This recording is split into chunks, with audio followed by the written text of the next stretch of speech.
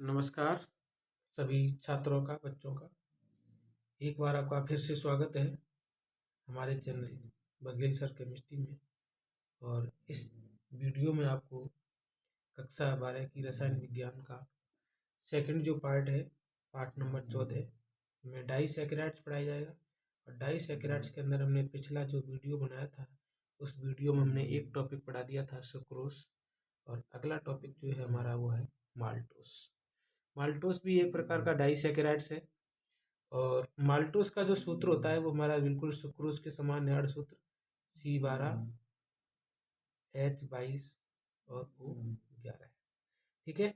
इसके अंदर जो होता है, दो अणु जो होते हैं वो अल्फा डी ग्लूकोज के होते हैं। दो अणु किसके होते हैं? अल्फा डी ग्लूकोज के होते हैं। तो अल्फा डी ग्लूकोज की दोनों इकाइयां जो हैं वो आपस में निर्जलीकरण द्वारा और ग्लाइकोसाइड निर्जलीकरण करने के पश्चात ग्लाइकोसाइडी बंध द्वारा जुड़ी रहती हैं। तो वो हम आपकी बात अभी आगे करेंगे। तो यहाँ पर जो होता है, ये इम्पोर्टेंट बातें हैं आपकी इसकी। इसमें क्या है? Alpha D glucose. Alpha D glucose की जो संरचना बनाएंगे वो किस प्रकार होगी? चक्रीय संरचना इनके हार्वर्थ सूत्र ही पढ़ेंगे हम। और हार्वर्थ सूत्र के अंदर ही सारी जानकारियाँ इनकी आप कलेक्ट कर लेंगे। और वो सारी जानकारियाँ आपको क्या करनी है? नोट कर लेनी है। ये हमने क्या बनाया, इसका फिगर बना लिया। ये हमेशा ही जो आपके मोनोसैकेराइड्स होते हैं ग्लूकोज के फॉर्मेट की, वो उनका सूत्र इसी प्रकार बनाया जाता है। साइक्लिक हेक्सागोनल साइक्लिक रिंग बनाएंगे। और साइक्लिक रिंग में क्या है, यहाँ पर हम क्या दे देंगे? ऑक्सीजन। बाकी की ये हमारी जहाँ जहाँ रिंग कट होती है वहाँ वहाँ हम इस तरीके से इनको खींच देंगे। जब इस तरीके से इनको खींचेंगे तब हमारा क्या बनता है? देखिए, यहाँ पर हमारा जो समावयवी वो अल्फा समावयवी है। अल्फा समावयवी और डी समावयवी में केवल आपको एक फिर अंतर बता दें, जहाँ भी आप बनाएंगे चित्र को, बनाने चित्र में सरलता कहाँ आती है। हम इनको नंबर दे दें 1 2 3 4 5। और यहाँ पर हमारा आता है CH2 और OH। तो केवल और केवल तीसरे कार्बन का जो OH है वो बेंजीन का जो रिंग है ना, हेक्सागोनल, उस हेक्सागोनल रिंग के अंदर होता है।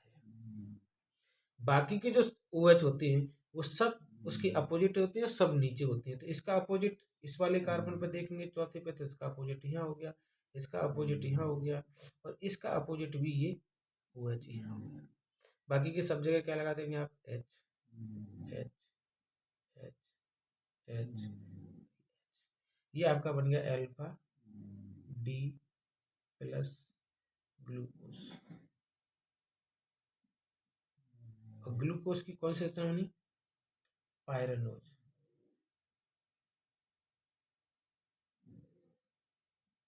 पायरेनोज स्ट्रक्चर बनी। ये ग्लूकोज की कौन सी बन गई? अल्फा डी पायरेनोज संरचना बन गई।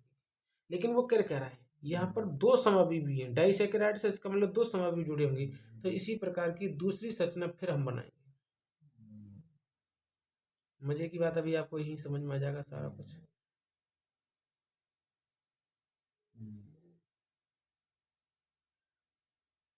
ये फिर हमने ऐसे ही कर दिया। बहुत मजे की चित्र है ये। हमने CH2OH H। अब मैंने फिर आपको नंबर डाला, पहला, दूसरा, तीसरा, चौथा और पांचवा। तीसरे कार्बन का OH हमें अंदर देना है, बाकी के सारे के OH जो है वो हमें नीचे लिखने हैं। और ये हमारा हो गया OH, ये हमारा H। यानी ये दो समावयवी हैं। इसके अंदर जो है मेन पॉइंट क्या है? मेन पॉइंट ये है कि ये भी हमारा क्या है? Alpha D plus glucose pyranose structure. इसे ग्लूको पायरेनोज भी लिख सकते हैं एक साथ में, ग्लूको पायरेनोज स्ट्रक्चर, STRUCTU स्ट्रक्चर। ठीक। अब आगे देखिए इसकी लीला। क्योंकि जब ये डाइसैकेराइड्स बनाएगा तो डाइसैकेराइड्स में क्या होती हैं? ये मोनोसैकेराइड्स की दो इकाइयां क्या करती हैं? निर्जलीकरण करती हैं। जब ये निर्जलीकरण करेंगी तो यहाँ पर आपका एक OH इसका और एक H इसका निकल के चला जाएगा और ये इसी प्रकार यहाँ पर क्या करेंगे, इसको आगे दिखाएंगे ताकि आपको अच्छी तरीके से इसमें दिख जाए। ये जो बॉन्ड बना है उसे हम क्या कहते हैं, पीछे भी बताया था आपको, यहाँ भी बता दे रहे हैं, इसे कहते हैं ग्लाइकोसाइडी बंध। क्या कहते हैं, ग्लाइकोसाइडी बंध। ये हमारा ग्लाइकोसाइडी बॉन्ड हो गया। लेकिन अब बात देखने वाली क्या है, इसका तो C1 कार्बन है और इसका जो है वो C4 कार्बन है। दूसरी जो संरचना है, यानी यहाँ पर क्या है, यहाँ पर जो अल्फा डी ग्लूकोज की जो दो संरचनाएं होती हैं वो आपस में C1 और C4 कार्बन के द्वारा ग्लाइकोसाइडी बंध के द्वारा जुड़ी रहती है। लेकिन अभी इस पर ये C1 कार्बन का जो है, जहाँ पर आपका CHO समूह होता है जो चक्रीय संरचना में बंधा हुआ है, ये मुक्त होता है। C1 कार्बन पर जो CHO समूह होता है, समूह मुक्त होता है। कैसा होता है, मुक्त होता है। जब ये समूह मुक्त होता है तो इसी मुक्त समूह के कारण, इसी मुक्त CHO समूह के कारण यह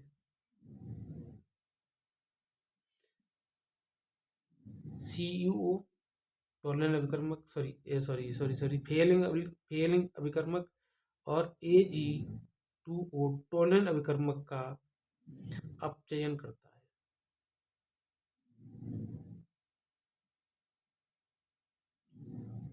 अतः यह का मतलब माल्टोस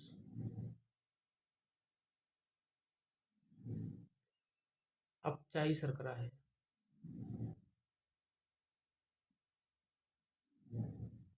पूछेगा ये इंपॉर्टेंट बिंदु है इसका, कि जो कौन कौन से जो डाइसैकेराइड्स हैं वो अपचायी शर्करा है, कौन कौन से डाइसैकेराइड्स जो है वो अनअपचायी शर्करा है। तो जिनका एल्डिहाइड समूह या कीटो समूह कैसा होता है, मुक्त होता है, तो उन्हें हम क्या कहते हैं, अपचायी शर्करा कहते हैं, क्योंकि वो टॉलन विकर्मक और फेयलिंग विलयन का क्या करते हैं, अपचयन करते हैं। तो इसके अंदर केवल यही था कि अब आपको संरचना सवाल क्या पूछेगा। सवाल नंबर 1 देखिए क्या है कि माल्टोस का हावर्थ सूत्र क्या है। हावर्थ सूत्र आपका ये रहा। दूसरा सवाल क्या है, माल्टोस के अंदर जो है वो ग्लाइकोसाइडी बंध कौन कौन से कार्बन के बीच बना रहता है। तो ग्लाइकोसाइडी बंध जो बनता है वो C1 और C4 कार्बन के बीच बनता है। तीसरा बिंदु जो है इसका वो क्या है कि माल्टोस जो है वो किस प्रकार की शर्करा है। तो किस प्रकार की शर्करा के लिए हमने लिखा है अपचायी शर्करा है। सवाल यहाँ से फिर पूछेगा कि ये अपचायी शर्करा क्यों है। तो इसका कारण है कि इसका जो C1 यानी माल्टोस के जो फ्यूरेनो पायरनो संरचना होती हैं, उस पायरनो संरचना के C1 एक संरचना का C1 कार्बन जो है एल्डिहाइड समूह मुक्त होता है। और वो एल्डिहाइड समूह मुक्त होने के कारण ये वाला एल्डिहाइड समूह मुक्त है। अगर ये वाला किसी इसके साथ गिर जाएगा तो इसका एक एल्डिहाइड समूह मुक्त हो जाएगा। तो एल्डिहाइड समूह मुक्त होने के कारण ये क्या करता है, अपचायी शर्करा के रूप में कार्य करता है। तो अब आपको फिर पूछेगा कि माल्टोस में मोनोसैकेराइड्स की कौन सी इकाइयाँ होती हैं। तो मोनोसैकेराइड्स की कौन सी इकाइयाँ होती हैं, ग्लूकोज की। और ग्लूकोज का भी जो समावयवी होता है वो अल्फा डी प्लस समावयवी होता है। तो ये हमारे मेजर जो सवाल थे, माइनर आपको एक एक नंबर के सवाल इसमें बोर्ड पूछता है, तो वो मैंने आपको इसके अंदर सवाल बना दिए। तो ये हमारा दूसरा मॉलिक्यूल खत्म हो गया।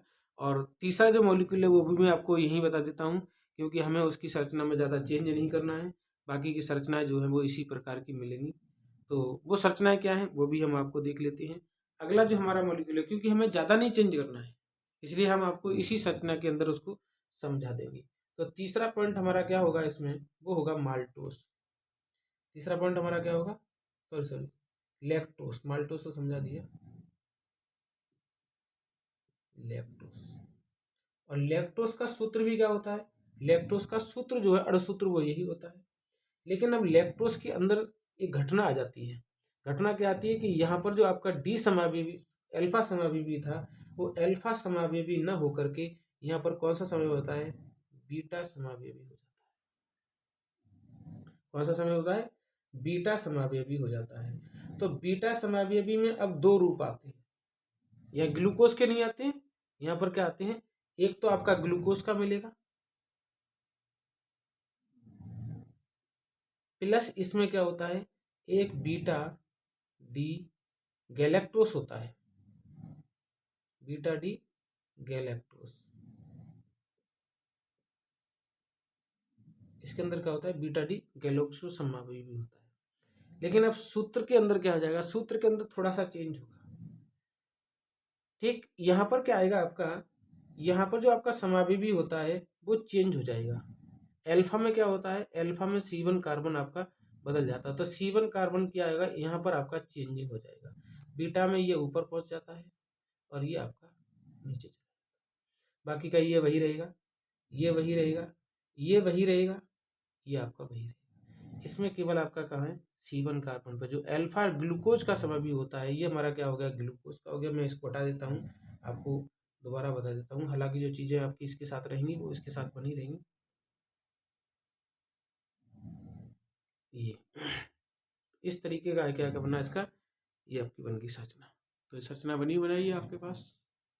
ठीक, इसमें क्या है, ये जो समावेवी कौन सा है, बीटा डी ग्लूकोज, ये बीटा डी ग्लूकोज है। तो बीटा डी और अल्फा में क्या होता है, केवल अंतर होता है C1 कार्बन पर, बाकी का हमारा जो होता है वो जिनके दिन होता है। अब आते हैं इसमें, ये तो हमारे इसकी बात हमने बता दी। अब बताते हैं beta D galactose. Beta D galactose में क्या होता है, ये संभाव्य भी बदल जाती है। ठीक, बीटा डी गैलेक्टोस में क्या होता है, C1 और C4 कार्बन की क्या होती है, OH बदल जाती है। C1 और C4 कार्बन की जो OH होती है वो ठीक इसके उल्टे हो जाते हैं। अब क्या होगा, यहाँ पर आपका OH आ जाएगा, यहाँ पर आपका H आ जाएगा, यहाँ पर आपका OH आ जाएगा और यहाँ पर आपका H। अब जो ग्लाइकोसाइड बॉन्ड बनेगा, क्योंकि ये हमारा क्या है, OH इसका। अब जो ग्लाइकोसाइड बॉन्ड बनेगा वो इस तरीके से बनेगा, ये हमारा C1 कार्बन हो गया, ये C2, ये C3, ये C4, ये C5। तो गैलेक्टोस में क्या होगा, गैलेक्टोस में C1 कार्बन C2 के अपोजिट होता है और C3 और C4 के जो कार्बन के OH होते हैं वो एक ही प्रकार के होते हैं। ये आपको याद रखना पड़ेगा, बस और कोई चेंजिंग है नहीं।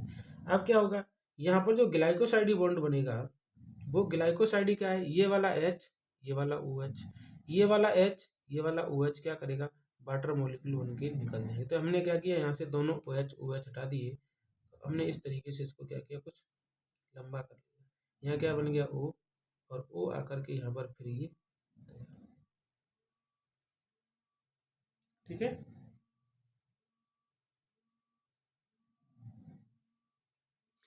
तो ये आपके क्या हो गए, ये हमारा जो बॉन्ड बना है उसको हम क्या कहेंगे, ग्लाइकोसाइड बॉन्ड कहेंगे। ये क्या बन गया,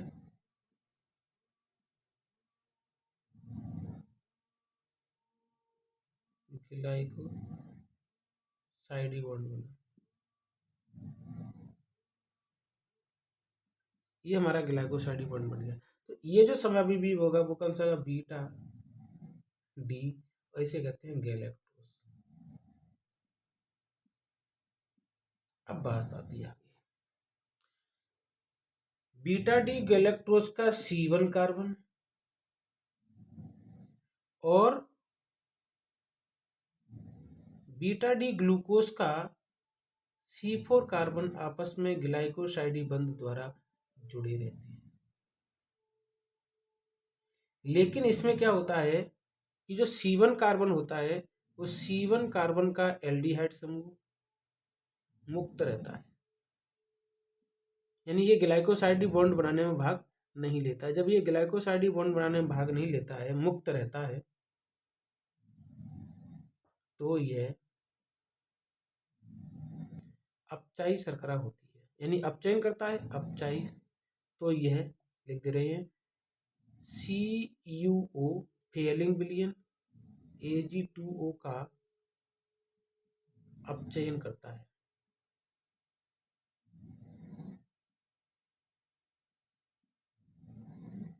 अतः यह अपचायी शर्करा है। तो अपचायी शर्करा कितनी हो गई? 2। कौन कौन सी? एक अपचायी शर्करा हो गई माल्टोस और एक अपचायी शर्करा हो गई लैक्टोस। क्यों हो गई? क्योंकि उसका C1 कार्बन कौन सा होता है? एल्डिहाइड समूह मुक्त होता है, जो टॉलन अभिकर्मक और रजत दर्पण, टॉलन अभिकर्मक और फेलिंग विलयन का क्या कर देगा? अपचयन करेगा। ठीक, यह जो शर्करा है वो दुग्ध में पाई जाती है। लैक्टोज शर्करा क्या होती है, ये भी पूछ लेता है कभी कभी। लैक्टोज शर्करा दूध में पाई जाती है।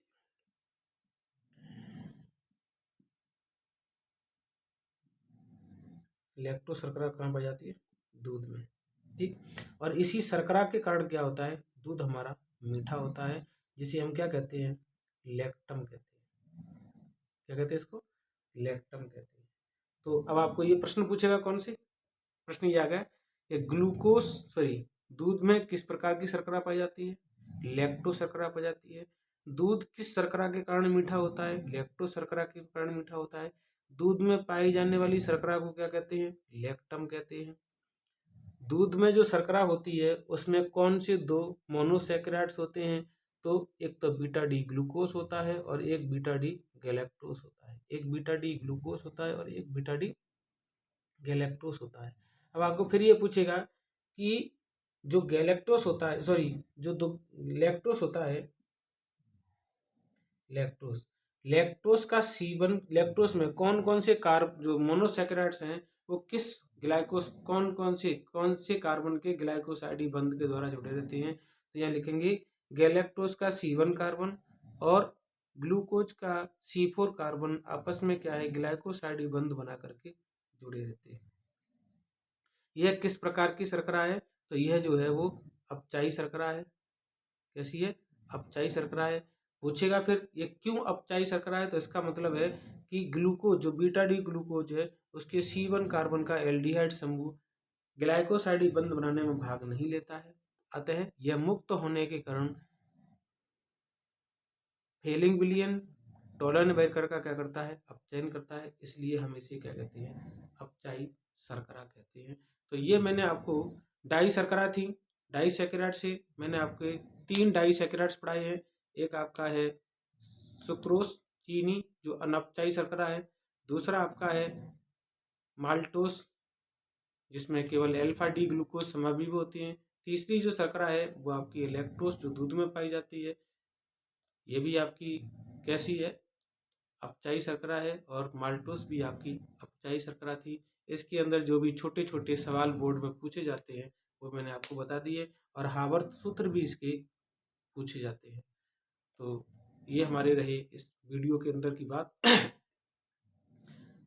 हमारे वीडियो को देखते रहें, लाइक शेयर सब्सक्राइब करते रहें। हम बीच में आपके लाइक शेयर सब्सक्राइब का कोई कमेंट नहीं देते हैं, आपको आगे बताते हैं, लास्ट में बताते हैं। लास्ट में इसीलिए बताते हैं आपको अच्छा लगे तो लाइक शेयर सब्सक्राइब करें, अन्यथा कोई बात नहीं है। बहुत बहुत धन्यवाद आपका, आपने हमारा वीडियो देखा। इस वीडियो में जो भी हमने अच्छी बातें बताई हैं, आपको मैटर अच्छा लगा हो तो अन्य लोगों को भी शेयर करें ताकि वो भी इसका लाभ उठा पाएँ। जय हिंद, जय भारत।